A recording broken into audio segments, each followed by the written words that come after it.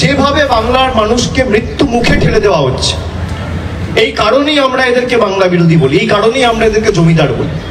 কোথাও যদি কারোর কোনো রকম আইনি সাহায্য সহযোগিতার প্রয়োজন বোধ হয়, আমাদের কর্মীদের বলাই রয়েছে যে যদি কোথাও কোনো রকম কোনো আইনি সাহায্য কেউ চায়, আমরা নিশ্চিতভাবে তাদের পাশে থাকবো।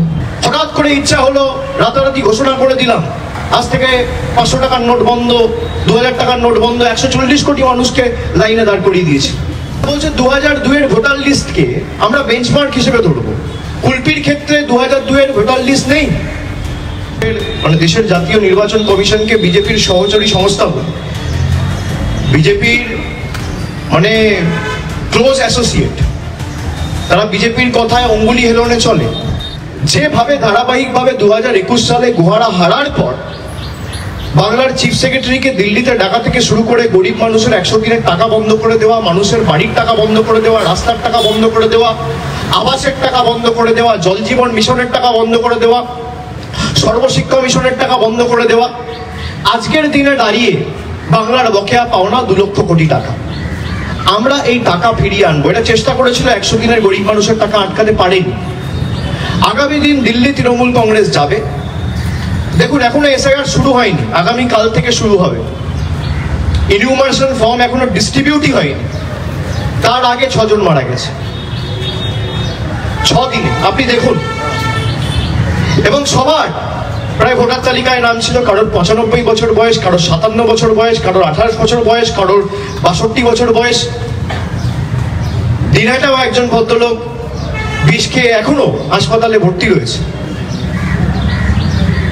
আমরা তার সুস্থতা কামনা করি, কিন্তু যেভাবে বাংলার মানুষকে মৃত্যু মুখে ঠেলে দেওয়া হচ্ছে, এই কারণেই আমরা এদেরকে বাংলা বিরোধী বলি, এই কারণেই আমরা এদেরকে জমিদার বলি।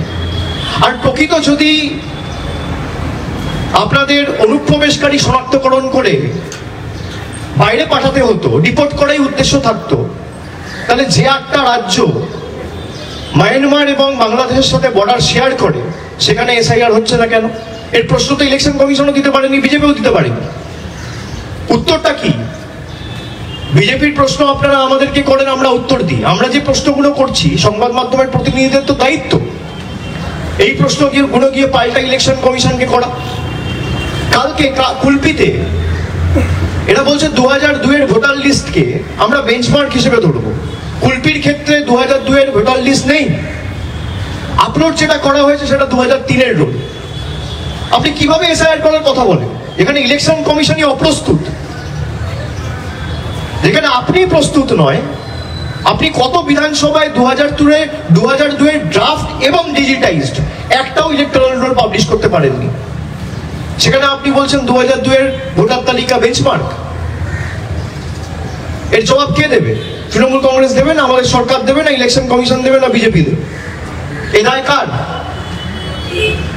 ভারতবর্ষের স্বরাষ্ট্রমন্ত্রী ঠিক করবে। হঠাৎ করে ইচ্ছা হলো, রাতারাতি ঘোষণা করে দিলাম আজ থেকে 500 টাকার নোট বন্ধ, 2000 টাকার নোট বন্ধ, 140 কোটি মানুষকে লাইনে দাঁড় করিয়ে দিয়েছে।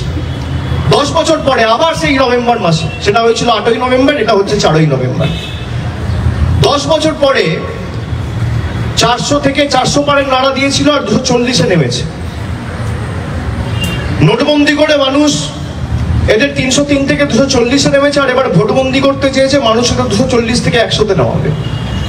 আর আমি তো চ্যালেঞ্জ করেছিলাম, যেদিনকে এসআইআর এর কথা ঘোষণা করেছিল, পরের দিন সাংবাদিক বৈঠক করে বলেছিলাম যে বিজেপি আমার চ্যালেঞ্জ অ্যাকসেপ্ট করুক। আজকে 5 দিন হয়ে গেল, তো 120 ঘন্টা পার। বিজেপি অ্যাকসেপ্ট করছে না কেন? তারা তো বলছে যে অনুপ্রবেশকারী চলে গেলে তৃণমূল নাকি হেরে যাবে।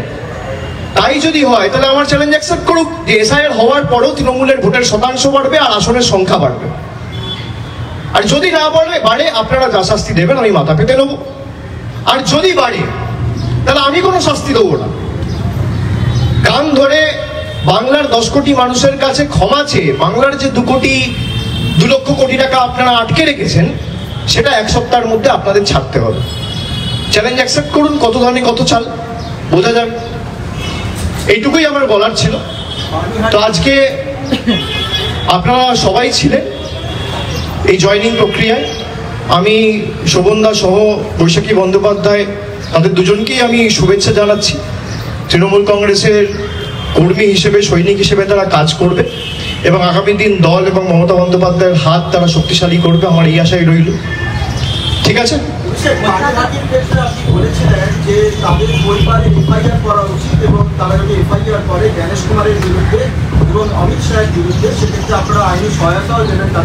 হ্যাঁ, নিশ্চয়ই।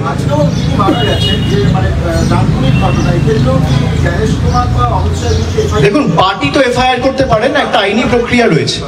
কোথাও যদি কারোর কোনো রকম আইনি সাহায্য সহযোগিতার প্রয়োজন বোধ হয়, আমাদের কর্মীদের বলাই রয়েছে যে যদি কোথাও কোনো রকম কোনো আইনি সাহায্য কেউ চায়, আমরা নিশ্চিতভাবে তাদের পাশে থাকব এবং তার জন্য দরকার হলে একটা প্রপার লিগাল টিমও আমরা তৃণমূল কংগ্রেসের তরফ থেকে রেডি রাখবো। যেখানে আমরা খবর পেয়েছি আমরা সঙ্গে সঙ্গে গেছি, দাঁড়িয়েছি। এবার তার যদি মনে হয় যে আমি এফআইআর করেছি, তদন্ত কোথাও আটকে রয়েছে বা বিচার ব্যবস্থার কারণে কোথাও হয়তো তদন্ত থমকে গেছে, আমরা সেটা লিগালি টেক আপ করবো। আমাদের যতটুকু সামর্থ্য আমরা আইনি সহযোগিতা, সাহায্যের হাত বাড়িয়ে দেবো। কাল থেকে বিএলওরা বাড়ি বাড়িতে যাবেন। বিজেপি এই মুহূর্তেই বিএলওদের হুমকি দিচ্ছে। তিনি সরকারি কর্মচারী হতে পারেন, তার প্রতি আপনাদের আবেদন বা পরামর্শ কি থাকবে? মানে কিরকম ভাবে তিনি আগামীকাল থেকে কাজটা করা উচিত, মানে বিএলওদের কি কাজ করা উচিত বিএলওরা নিজেরা সবাই ভালো করে জানে। কিন্তু বিজেপি যে আতঙ্কের পরিবেশ তৈরি করছে, বিশেষ করে বিজেপির কিছু নেতা, তারা হুমকি দিচ্ছে যে বিএলওদের অ্যারেস্ট করা হবে। আমরা তার এগেনস্টে কমপ্লেনও করেছি। ইলেকশন কমিশন যদিও কোনো ব্যবস্থা নেয়নি, ইলেকশন কমিশনে তো গেরুয়াকরণ হয়ে গেছে। আমি সেই জন্যই ভারতের, মানে দেশের জাতীয় নির্বাচন কমিশনকে বিজেপির সহচরী সংস্থা বলি। বিজেপির মানে ক্লোজ অ্যাসোসিয়েট, তারা বিজেপির কথায় অঙ্গুলি হেলনে চলে। তা না হলে আমরা যেই তথ্যগুলো দিচ্ছি তার কোনো সদুত্তর নেই, আমরা যে কমপ্লেনগুলো করছি তার বিরুদ্ধে কোনো ব্যবস্থা নেই। আর এসআইআর ঘোষণা হওয়ার পর বিজেপি নেতারা বলে দিচ্ছে এত নাম বাদ যাবে, এত বিএলওকে অ্যারেস্ট করা হবে, তার বিরুদ্ধে তো ব্যবস্থা নেওয়ার দায় দায়িত্ব ইলেকশন কমিশনের।